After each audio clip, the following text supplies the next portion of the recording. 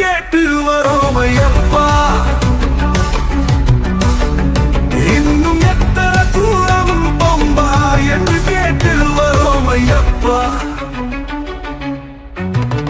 இருமலி இறங்கியதும் என்னமோ சந்தோஷம், பெட்டத்துள்ளி ஆடும் போது உள்ளுக்குள்ள ஒளி வீசும். பெரும்பாலும் துறங்கும் போது பேரின்பம் உண்டாகும். நந்தவனம் தாண்டும் போது நம்பிக்கையும் கூடி போகும். அழுதையில குளிக்கும் போது என் மேல ஆசை கூடும். அழுத மலை ஏறும்போது அழு வந்து அடைச்சு போகும். கரிமலையை கறக்கும் போது காலுகள்